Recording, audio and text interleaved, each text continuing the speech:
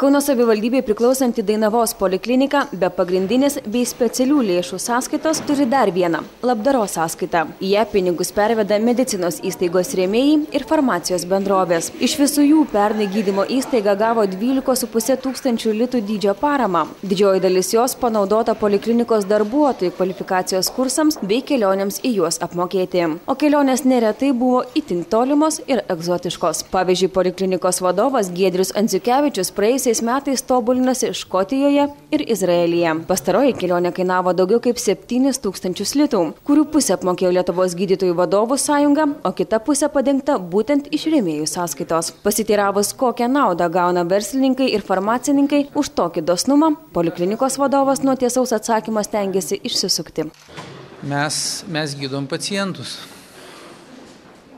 Ar yra protekcija iš tikrųjų va, toms farmacinėms įmonėms, kurie remia? Ne, nėra.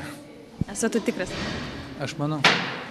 Dainavos poliklinikos direktorius mėgino įtikinti, jog iš rėmėjų gauti pinigai naudojami pagal paskirtį, o apie visas gaunamas pajamas ir išlaidas gerai žino gydymo įstaigos steigėja savivaldybė. Tačiau sveikatos skyriaus vedėja teigė apie poliklinikos rėmėjų sąskaitą nieko nežinanti. Jos pavaduotojas antrino, kad savivaldybė negali kontroliuoti, kaip medicinos įstaiga valdo pinigus. Sveikatos priežiūros įstaigų vadovai įstaigos turi teisę sudaryti sutartis su įvairiomis įmonėmis, įstaigomis, kompanijomis, tame tarpe ir farmacinėmis, ir tai nieko nėra nuostabaus.